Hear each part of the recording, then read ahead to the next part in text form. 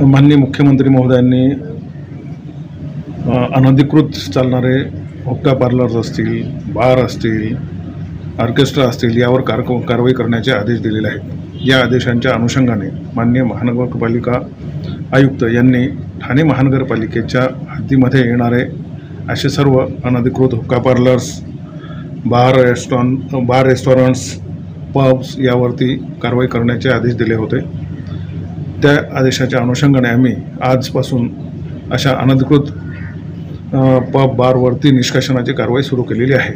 सर्वसाधारणपणे घोडबंदर रोड असेल, वर्तकनगर असेल, कापूरबावडी असेल या ठिकाणी आज सुरुवात केली आहे।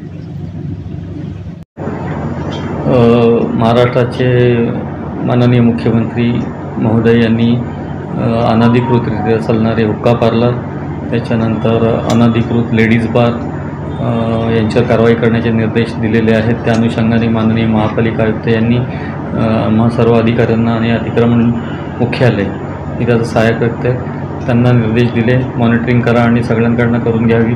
त्यानुसार ॲडिशनल कमिशनर 2 रोडे साहेब, उपायुक्त गोदेपुरी साहेब, मी आणि उर्वरित सर्व सहाय्यक आयुक्त आम्ही मिळून नियोजन केलं आणि आमच्याकडे सर्वप्रथम प्रायोरिटीमध्ये पोलिसांनी आम्हाला जी लिस्ट दिलेली होती अनधिकृत हुक्का पार्लर आणि बारची आणि लेडीज बारची, आज सर्वप्रथम गोदापुरी साहेब, रोडे साहेब आणि मी आम्ही संयुक्तरित्या सर्वांना एकत्र घेऊन कारवाई चालू केली। ज्याच्यात पोलिसांची पत्र होती त्याच्यावर आम्ही कारवाई चालू केलेली आहे। तसेच महापालिका कार्यक्षेत्रामध्ये ज्या शाळा आहेत त्या शाळांपासून 100 मीटरच्या प्रिमायसेसमध्ये जर का एखादी पानटपरी असेल, गुटखा विक्री असेल, सिगारेट तंबाखू विक्री असेल तर त्या पानटपऱ्या पण हटवायला आम्ही घेतलेले आहेत। परंतु मी त्याही पुढे जाऊन असं सांगतो की ही का मोहीम संपल्यानंतर पोलिसांच्या यादीव्यतिरिक्त जे अनधिकृत हुक्का पार्लर आहेत ज्याच्यात पोलिसांनी नावं दिलेली नाही आहेत आणि ज्या अनधिकृत लेडीज बार आहे असेही मी स्वतः मॉनिटरिंग करून तोडणार आहे पुढील आठवड्यात। पण सर्वप्रथम प्रायोरिटी आम्ही पोलिसांनी पाठवलेल्या यादीला दिलेलं आणि आम्हाला मोठ्या प्रमाणात पोलीस बंदोबस्त माननीय मुख्यमंत्री महोदयांमुळे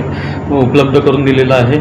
त्याच्यामुळे आम्ही संयुक्तरित्या ही कारवाई करत आहोत आणि माननीय मुख्यमंत्री महोदयांचं जे काही स्वप्न आहे की अशा जी पुढची पिढी बर्बाद होऊ शकते अशी काही गोष्टी आहेत, जसं शाळांच्या आवारात सिगरेट तंबाखूची किंवा इतर मादक पदार्थांची चोरून विक्री होणे किंवा हुक्का पार्लरमध्ये तरुण मुलं मुलींनी जाऊन हुक्का पिणे वगैरे, हे सगळं त्यांचं स्वप्न आहे की हे बंद व्हावं, ठाणे शहराचं बदनाम होणारं नाव बंद व्हावं। तर त्या दृष्टीने आम्ही माननीय मुख्यमंत्री महोदयांच्या आदेशाचं पूर्ण पालन करू आणि माननीय महापालिका आयुक्तांच्या मार्गदर्शनाखाली आम्ही रिझल्ट देऊ थोडं जनते। ताज्या व महत्त्वाच्या बातम्या बघण्यासाठी प्ले स्टोअरवर जा, प्रबलभूमी ॲप डाउनलोड करा व या धावपळीच्या जीवनात अपडेट रहा।